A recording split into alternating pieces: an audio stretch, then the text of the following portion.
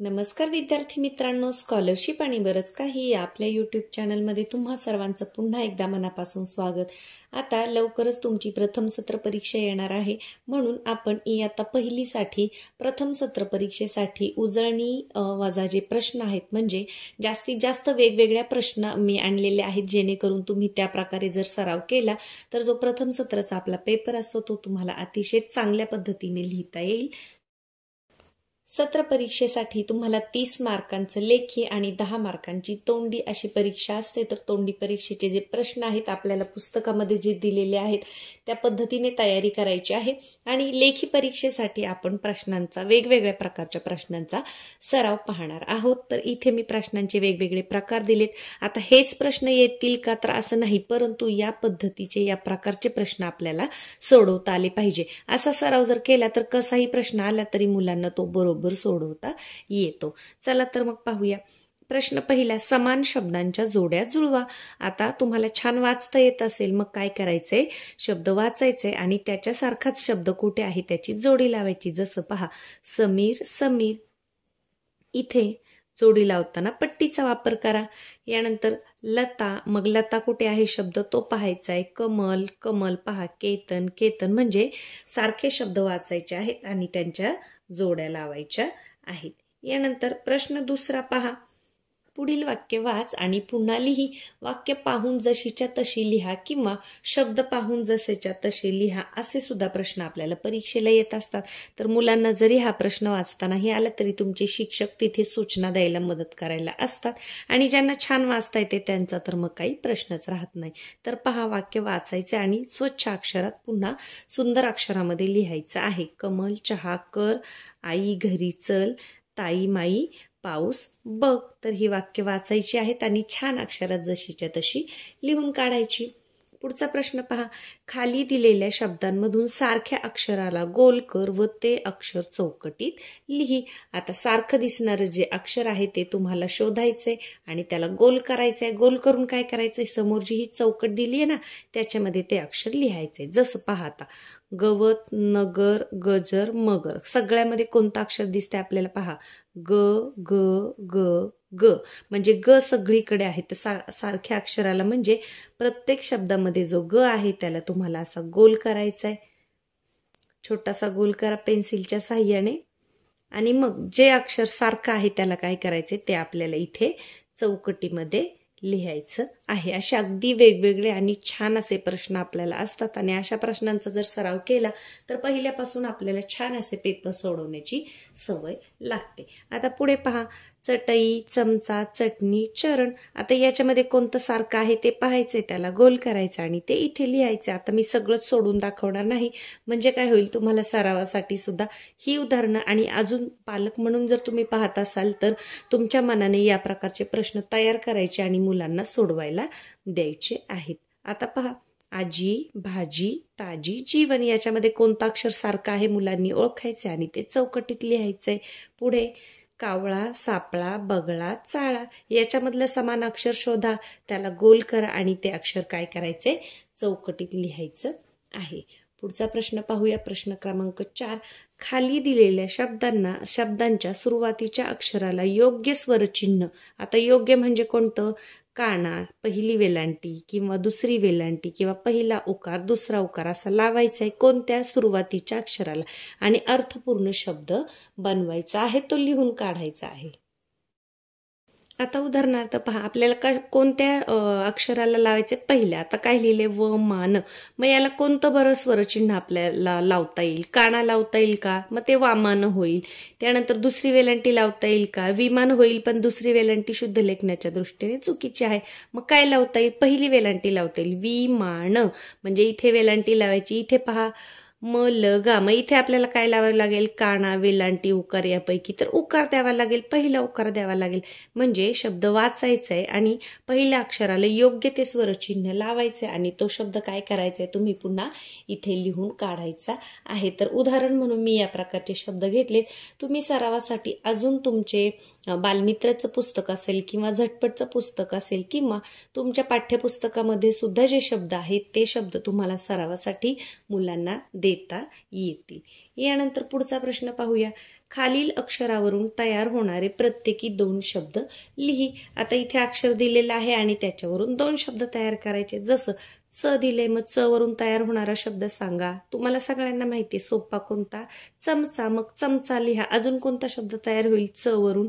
चेंडू, चेंडू हा शब्द तयार होईल. तसं इथे आता आपण 3 उदाहरणं घेतली, पण सरावासाठी तुम्ही जास्तीत जास्त अक्षरांपासून स्वतः शब्द बनवायला आणि तो लिहायला शिका. ह पासून तयार होणारे ह असणारे शब्द इथे लिहायचेत. ल वाले शब्द लिहायचेत. आता ल ने कोणत्याच शब्दाची सुरुवात होत नाही, परंतु बाळ किंवा नळ याच्यामध्ये जसं दुसऱ्या नंबरला ल येतो, तर असे ळचे शब्द शोधायचे आहेत आणि ते तुम्ही लिहायचे आहेत. यानंतर पुढे पहा.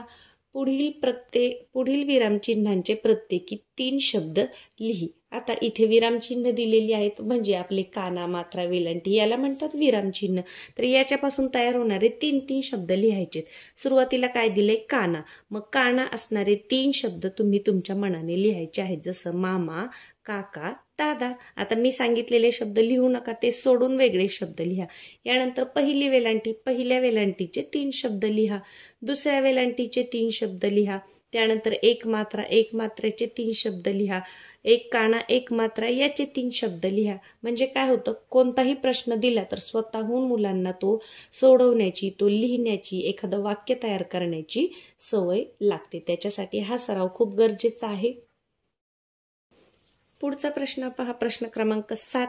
तर गोलातील शब्द वापरून अर्थपूर्ण वाक्य तयार करा व लिहा. आता काय करायचे, मुलांना छोटी छोटी वाक्य वाचता येतात, ती स्वतः तयार सुद्धा करता आली पाहिजे. जसं इथे गोलामध्ये काही शब्द दिलेत, इथे काही शब्द दिले, तर या दोन्हींमधले शब्द वापरून वाक्य तयार करायचे. जसं एक वाक्य इथे मी करून दाखवले पहा.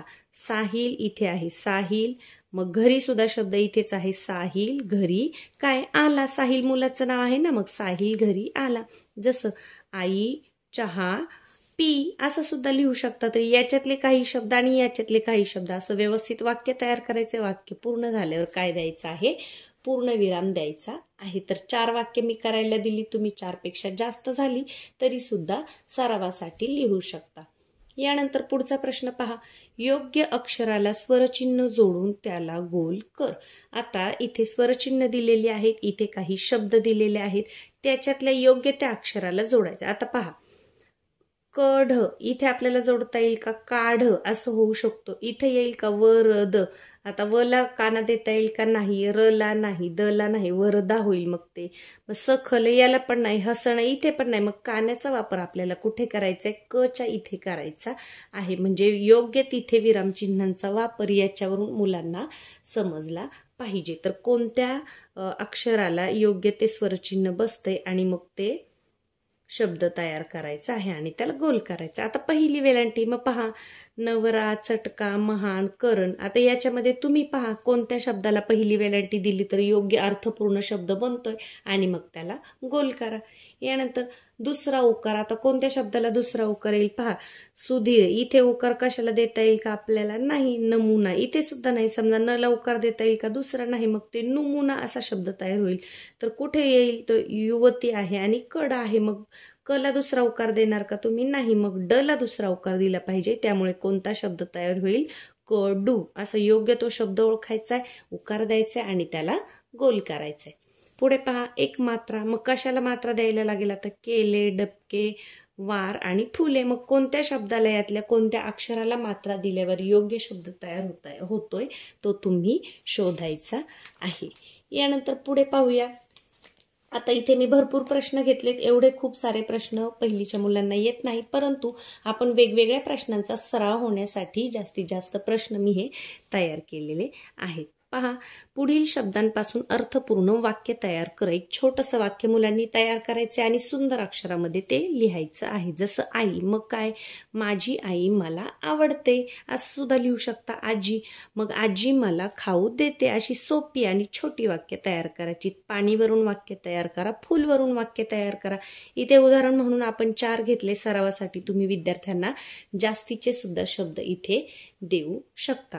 आता प्रश्न 10वा, चित्र बघ व नावे लिहा। आता इथे तुम्ही काय करायचे, तुमच्या पुस्तकामध्ये जी चित्र असतात ती किंवा पेपरमध्ये एखादं चित्र देतात आणि त्याच्यामध्ये तुम्हाला काय काय दिसतंय त्याची नावं लिहायला असतात। मग एखादं बागेचं चित्र असेल किंवा एखादं घरातलं चित्र असेल, एखाद्या दुकानातलं चित्र असेल, तर सोपी जी छोटी छोटी नावं आहेत ती तुम्हाला पाहून लिहिता आली पाहिजेत। याच्यासाठी तुम्ही तुमच्या पुस्तकाची मदत घ्यायची आहे। यानंतर पुढचा प्रश्न काय आहे, हरवलेले अक्षर शोध व शब्द पूर्ण कर। आता पहा, मई आणि टिंब टिंब न, मग कोणतं अक्षर हरवले, मै दा न, हे सोपं आहे। बैल गाडी या पद्धतीने। आता इथे कोणतं अक्षर बसेल, जण शेवट आहे, पहा तुम्ही। यानंतर इथे पहा ह न मधलं कोणतं अक्षर हरवले, इथे कोणतं दुसरं अक्षर हरवले आणि इथे पहिलं, ते तुम्ही शोधायचं आहे। असे प्रश्न जेव्हा मुलं सोडवतात तेव्हा त्यांना खूप छान अशी विचार करण्याची सवय लागते। स्वतः विचार करून मग त्या प्रश्नांची उत्तर लिहायची त्यांना सवय लागते। म्हणून अशा प्रश्नांमध्ये आपण त्यांना लगेच मदत करायची नाही, त्यांना स्वतःला विचार करायला लावायचा आणि ते शब्द लिहायला लावायचे आहेत। तर या पद्धतीने इथे आपण मराठी विषयासाठी काही वेगवेगळ्या प्रकारचे प्रश्न पाहिलेत। हेच प्रश्न परीक्षेला येतील असं अजिबात नाही, तर या प्रकारचे प्रश्न येत असतात। उपयोजनात्मक प्रश्न जास्तीत जास्त असतात, जेणेकरून विद्यार्थ्यांना स्वतः विचार करण्याची, स्वतःचे मत मांडण्याची सवय लागली पाहिजे, या दृष्टीने पेपर तयार केलेले असतात। तर आपण अजून एखादा उजळणी वाजा मराठीचा व्हिडिओ पाहणारच आहोत। हा व्हिडिओ तुमच्या खास प्रथम सत्र परीक्षेच्या सरावासाठी। चला तर मग व्हिडिओला लाईक करायला विसरले असेल तर लाईक करून घ्या। तुम्ही जेवढं जास्तीत जास्त लाईक करता तेवढं काय होतं, जास्तीत जास्त विद्यार्थ्यांपर्यंत हा व्हिडिओ पोहोचतो आणि मग त्यांना अभ्यासामध्ये मदत सुद्धा होते। पुढच्या व्हिडिओमध्ये आपण दुसऱ्या गणित किंवा इंग्रजीचा जो उजळणी वाजा व्हिडिओ आहे सत्र परीक्षेसाठी तो पाहूयात। धन्यवाद।